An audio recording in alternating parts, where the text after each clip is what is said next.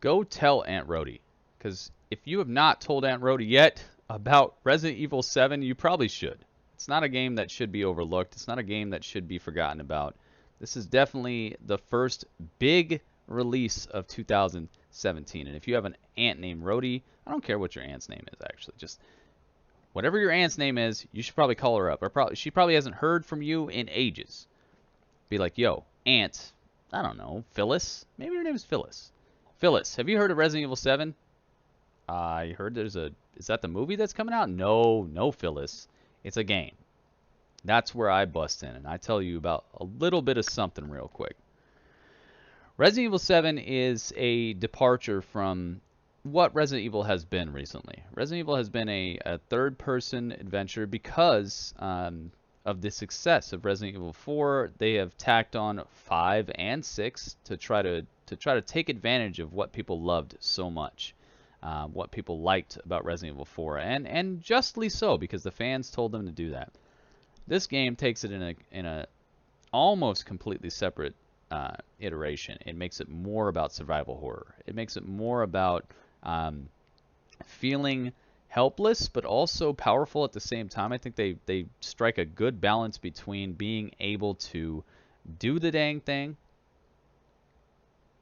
and also just feel like maybe you're going to die at all times. So let me start breaking this down for you so you guys know this is my review of Resident Evil 7. First thing I want to talk about is the graphics. As you can tell, this game, it looks like they spent some definite time on it. It is not a skimp. They didn't skimp on it. There are definite great textures. There are great animations.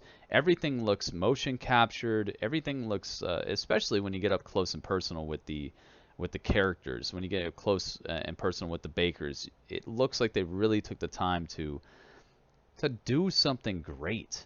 Looks like they took some time to do something great with each individual character, make them matter on a personal level so that you don't just feel like you're fighting some faceless boss, some person who has nothing to them. So first and foremost, the graphics. The graphics really do immerse you. I've not been able to play this in VR yet, but I'm pretty sure in VR it's gonna retain some of that, and the VR is gonna add to it as well. So whatever you lose in graphical fidelity, because I do hear that the game takes a hit in the graphics department when you play it in VR, but it also is going to gain a hit by just being in a VR sense. So I cannot tell you that I'm reviewing this in VR, but I can just tell you that if it takes a hit in the graphics department, but it gains one in being like you're part of it, you can hear everything around you, that you feel like you're about to get hit in the face with these things, it's going to make the game equal, at least, probably even better. So that's my review of the graphics. The graphics of this game are incredible. It definitely looks like a next-gen title. The full 60 frames per second were achieved at all times from what I saw, and I have no complaints with the graphics, really. You do a first-person game of this caliber, it's going to give you some good stuff. On top of that, the gameplay. All right, the gameplay is where I have a little bit of a problem because I feel like a lot of things are not super intuitive. Like this boss fight, I got lucky right here. That's what you see me hopping up out of my seat here about. There are parts where you can't tell if you're actually damaging the opponents or not. You can't tell if they're actually getting hurt. So I think that I wish they would have had more on-screen reticles, on-screen something. It doesn't have to be like a life bar. It could just be like you can visually see them getting more and more hurt, or they're saying things that are like, "No, not again! Oh, I can't believe you're doing this." Or they could say whatever. So the only thing about the gameplay I would really harp on is that I wish that there was more where the enemies would show you that there's physical damage happening, that there are things that you're doing that are right, because there were a lot of times where I just felt like I was wasting ammo when I was actually doing the right thing. So that the gameplay is great. You're finding keys, you're finding crests, you're doing everything you normally do in a Resident Evil game, so you won't feel so far apart from what you normally do in a Resident Evil game. Normal Resident Evil, you find crests, keys, you solve puzzles. There are definitely puzzles in this game. They're not as in depth as the past Resident Evil puzzles, I don't think, personally, but they do a good job. They did a really good job of melding together what you expect from Resident Evil in a gameplay sense, in a first-person environment, a first-person type of gameplay. Also, their headshots matter. So if you think you're just going to come in here with a gun and just blow everything up, no, man. You keep shooting stuff in the legs, you're going to feel the pain, man. They're going to take you out. Do not go for leg shots. Headshots matter. I love it. On top of that, there's just a feeling of just reverence, a feeling of awesomeness when you beat a boss that you've been having a long time with, having a lot of trouble with, and that harkens back to the old Resident Evils, man, where you just finally use your ammo in the right way. You finally find a way to sidestep the routine of a boss and just do the dang thing. So I love it. I absolutely love the feeling of accomplishment when you get past a hard part. That's another reward for playing this game, beyond the graphics, beyond the gameplay. Story-wise, if you're not picking up stuff, if you're not reading things, you're gonna probably feel a little left behind if you're not paying attention. If you're just trying to play through a horror game and just be like, oh, I'm scared, what's around the next corner, you're probably gonna have a good time. You're probably gonna be a little afraid, or a lot afraid. I had a lot of jump scares during this game. But if you're not picking up pages, if you're not looking at the family pictures, if you're not forming your own hypothesis of the plot, if you're not reading what the plot is, you're missing out on a gigantic part. So I'm telling you, I'm not going to spoil any of this for you, but I'm telling you, please pick up the stuff, read it, look at the family photos, think about what it is to be immersed in this situation, and really soak it in, man, because there's not another game like this on the market. Okay, I'm just going to tell you that right now. Soak it in. Do not try to skip past this stuff and think you're just going to blow through this game, because if you do that, you just wasted $60, because a good $30 worth of this is you paying attention to what the heck is going on in this game. Replayability. All right, the replayability is, I would say the replayability of this game it's dependent on how you feel about games. If you're like a collector, if you really care about collecting things, wait, let's see how far we, yeah, if you really care about collecting things, if you really care about immersing yourself in a storyline, if you really care about character growth, character putting forward what it is to be within a storyline and really think about what you've been through from the start to a finish, you're going to have a great time with this game, and I really think the replayability is going to lend itself well to you getting your money out of this game. But if you're a person who just wants a game and just wants to play that game and that's it, let me get this ad off the screen real quick. I don't even know what that ad is. I'm so far from my monitor I can't read it. If you're just a person who wants to play a game, you're like, yo, it's AAA title, it's a brand new title, 2017, I'm in here, then you're probably going to think you got like a $35 experience or something. But if you take your time, this game is worth $60 plus. I would say I got a good $60 plus out of this game, and there's more to come, because there's still other difficulty modes that you can play once you beat the game. There's still other things that you can do, other things you can look at, other things you can realize as you're playing through the game. You can realize more and more that the plot was brought to your face a little bit more than what you thought. It's a great experience. So in the replayability department, I think that's really up to you.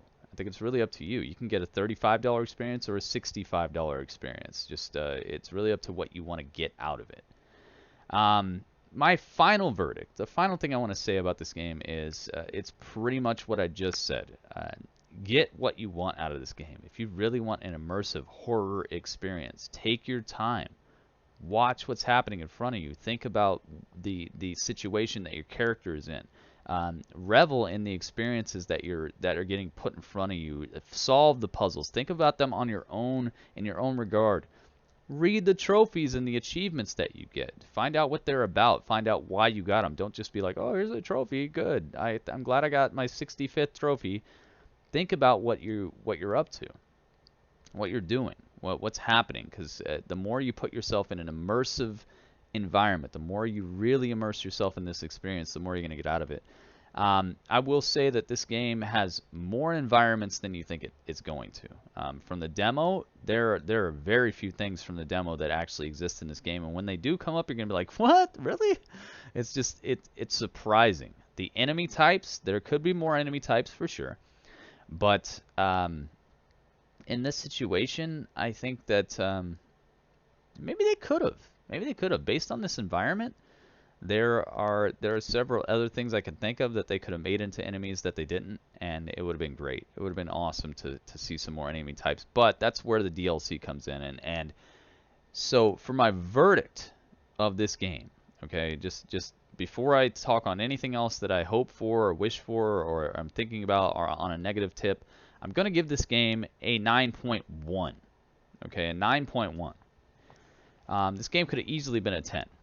Easily been a 10. All it would have to do is just weave in some more of the past Resident Evil games and just tightened up the gameplay a little bit to where you can really tell. Tighten up what I told you before, where you can tell you're hurting this enemy, you know where to go next. I think they did a really good job of funneling you into what to do next. But altogether, I think this game could have been a 10. I'm giving it a 9.1 right now because it's a perfect blend to me. It's a perfect blend of survival horror, jump scares, feeling empowered, feeling like you got some weapons. You can see right here on the screen, I'm holding my shotgun. I'm clutching it close because this shotgun is literally my weapon. It's the thing that lets me know no matter what comes up, unless it's the most ridiculous thing I've ever seen in the game, I'm going to be kind of okay. It might catch me off guard. I might die, but it's good like that. I love it.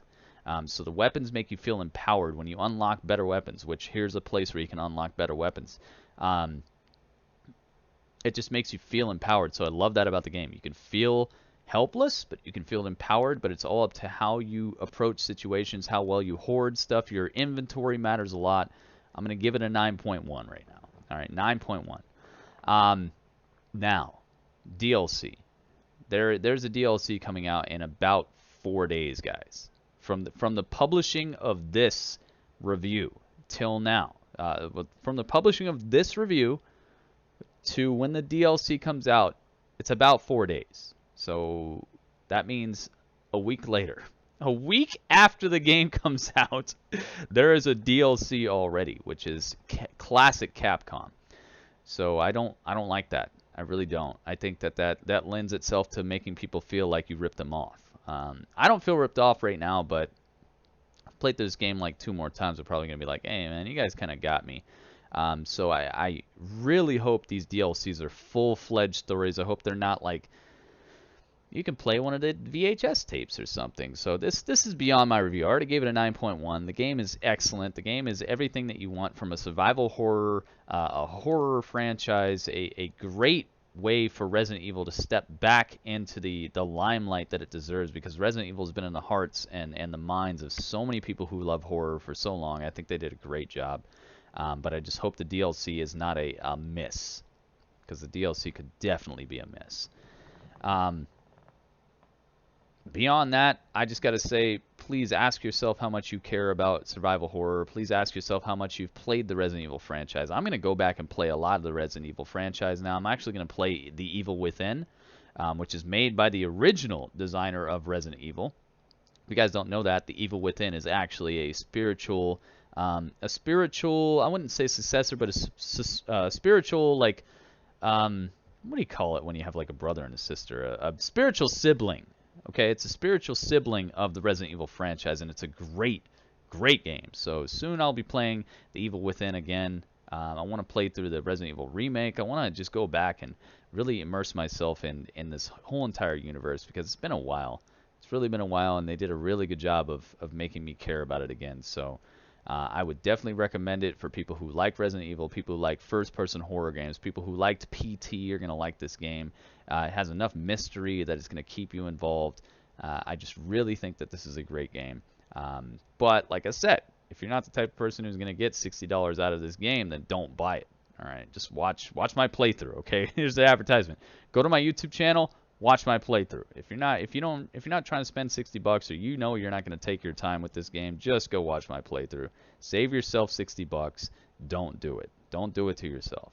Put that $60 towards a good dinner. Take your girlfriend out for a good dinner. Take your mom out to dinner. You know, buy something good for your daughter or something. Do something with your money other than spend $60. If you're not going to sit around and read all this and really start thinking about the Resident Evil franchise, don't do it. It's a 9.1 if you're going to take the time. If you're not going to take the time, it's like a 6.5, because you're just going to run through this game.